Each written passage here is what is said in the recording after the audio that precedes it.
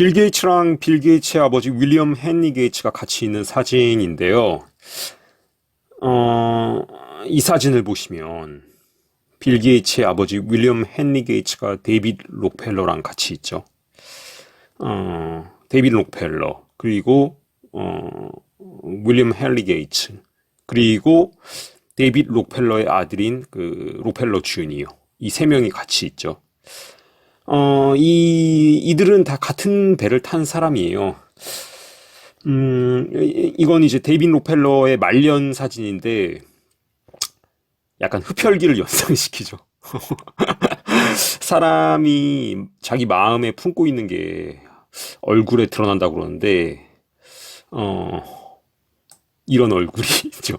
이 사람, 말년에. 이 빌 게이츠의 아버지 윌리엄 헨리 게이츠는 변호사 출신으로 이제 가족계획협회 그 이사였고 선임 변호사였죠. 이 가족계획협회를 그 락펠러 파운데이션, 록펠러 재단이 이 가족계획협회의 최대 후원자였고요. 이 가족계획협회는 그 산하제한 운동의 창시자이자 낙태와 피임의 합법화에 지대한 기여를 했던 마거릿 생어가 만든 단체예요. 마거릿 생어, 이 여자에 대해서도 좀 할 얘기가 많은데, 일단 다시 그 가족계획협회로 돌아가면, 이 1921년에 이 단체가 처음에 설립됐을 때, 이제 원래 이름은 미국 출생통제연맹이었어요. 미국 출생통제연맹. 근데 이제 그 출생통제라는 단어가 영 이제 어감이 좋지가 않으니까 그걸 이제 1942년에 가족 계획이라는 좀 부드러운 단어로 바꾼 거예요. 1940년에 이제 그래서 가족 계획 협회로 이제 바꿨죠, 이름을. 근데 이제 이거를 만드는데 이제 지대한 기여를 했던 마거릿 생어. 이 여자는 이제 그 우생학을 신봉했어요. 우생학. 그리고 이제 자신이 펼쳤던 산하 제한 운동, 여기서 이제 이 여자가 뭐라고 말했냐면은 그 출산 적격자와 부적격자로 나눠서 사람을 이 출산 부적격자의 출산은 제한해야 된다. 이제 이렇게 주장했어요. 이 여자가. 그 이제 기준은 어떤 경제적 여건, 그다음에 이제 살고 있는 환경, 그리고 이제 장애 여부, 이런 것들에 따라서 출산 적격자랑 부적격자를 구별하고 적격자만 출산을 하게 해야 된다. 이제 이렇게 주장했어요. 이 여자가. 근데 이제 이 사람의 주장을 이제 그 록펠러가 이제 밀어줬죠. 일종의. 밀어줘서 이 미국에서 1907년에 인디애나 주를 이제 시작으로 해서 총 27개 주가 정신병 환자, 정신질환자, 그리고 이제 감옥에 수감돼 있는 자, 그리고 이제 극빈자, 뭐 홈리스 같은 사람들, 이런 사람들의 강제 불임 수술을 허용하는 법을 채택해요, 미국에서. 1907년에 인디애나 주가 맨 처음에 이제 이 법을 채택했고, 그 이후에 순차적으로 이제 하나하나 늘어가지고 27개 주가. 1927년에 이제 미국 연방 대법원에서 일명 단종법에 관해서 이 단종법 이제 합헌 판결을 내려요. 미국 연방 대법원에서.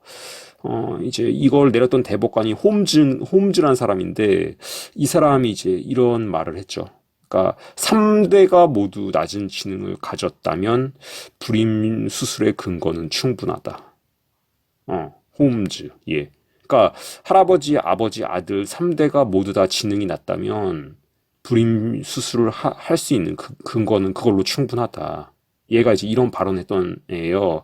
이게 딱 일루미나티의 어떤 생각인데, 뭐 홈즈 이 사람도 일루미나티였거나 뭐 그 영향 하에 있었던 사람으로 보이고, 이 1920년대, 30년대 이제 그 서구에서는 이와 같은 그 우생학적 관념이 굉장히 팽배했었죠. 그러다 이제 2차 세계대전 터지면서 이제 미국이랑 독일이 어떤 적대국이 되는데, 이 독일의 히틀러도 비슷한 시기에 단종법을 제정했죠. 독일의 히틀러도. 이 단종법은 이제 장애인과 정신질환이 있는 사람들을 안락사시키고, 이제 이 법의 일환으로 1933년 7월 14일에 1933년이면 이제 히틀러가 집권한 해인데 7월 14일에 이제 유전적 질환의 자손 예방법이란 걸 만들어요. 유전적 질환이 있는 사람들의 자손 예방법. 이 법은 이제 유전 질환을 가진 45세 미만의 여성을 강제로 불임 수술 받게 하는 그런 법이에요. 이거가 이제 독일에서 30년대 통과되는데 이 법으로 이제 40만 명 정도가 강제 불임 수술을 받게 돼요.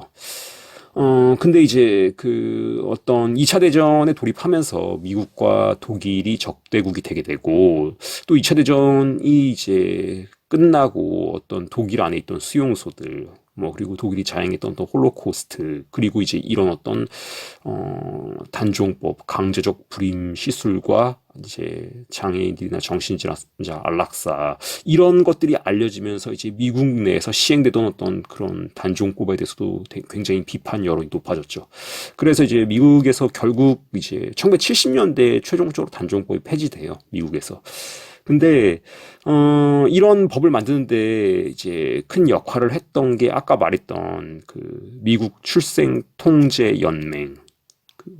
그래서 이제 이름을 바꿔서 가족계획협회로 바꿨던 이 미국 출생 통제 연맹이고 이제 그 1942년에 가족계획협회로 이름을 바꾼 다음에 지금도 이어지고 있어요. 가족계획협회. 이 가족계획협회는 1920년대 초부터 그 록펠러로부터 자금 지원을 받았고 이 마거리 생어 자체가 그 존 디 록펠러 주니어 그러니까 그 존 디 록펠러 처음에 이제 스탠다드 오일 만든 1세 걔 아들 존 디 록펠러 주니어랑 되게 친한 친구였어요. 마거리 생어가. 그리고 이제 그 존 디 록펠러 주니어의 아들이 아까 나왔던 데이비드 록펠러예요. 데이비드 록펠러. 이 데이비드 록펠러도 이제 자기 아버지에 이어서 계속해서 마거리 생어를 이제 지원했고요. 그래서 이제 그 록펠러 재단, 록펠러 파운데이션이랑 그 포드 재단이 이제 이 가족계획협회의 최대 후원자예요. 록펠러 재단이랑 포드 재단이. 근데 이것을 이제 2000년대 들어선 이후에 이걸 이어받은 사람이 이제 빌 게이츠죠. 빌 게이츠가 이제 이걸 이어받았죠. 1999년에 이제 빌 게이츠가 기존에 갖고 있던 두 개의 재단을 합병해서 빌 앤 멜린다 게이츠 재단 이걸 이제 만들죠. 그리고 이걸 만든 다음에 얘네가 맨 처음에 이제 참여한 게 가비 세계 하얀 신발 면역 연합 가비 이거였죠. 이 이니셔티브는 이제 그 록펠러가 시작한 어린이 하얀 신발 이니셔티브라고 있어요. 1990년에 시작한 건데 이것의 어떤 후속 조직이라고 보면 돼요. 그래서 그 아까 빌 앤 멜린다 파운데이션 거기랑 이제 락펠러 파운데이션, 록펠러 재단 그리고 유니세프, 세계은행 그리고 WHO가 이탈리아에 있는 록펠러 벨라지오 센터에서 이 가비의 출범 준비 회의를 가졌고 결국 이제 다보스에서 출범하게 되죠. 그러니까 이제 이 록펠러랑 빌 게이츠는 상당히 어떤 관계가 있는 사람이고 해왔던 일들도 유사하다. 이 이상 이제 얘기하는 건 좀 채널의 안전을 위해서 좀 어려울 것 같고 그 여러분들 댓글 달아주실 때도 좀 너무 직접적으로 다시지는 않았으면 좀 다시지 않기를 부탁드리겠습니다.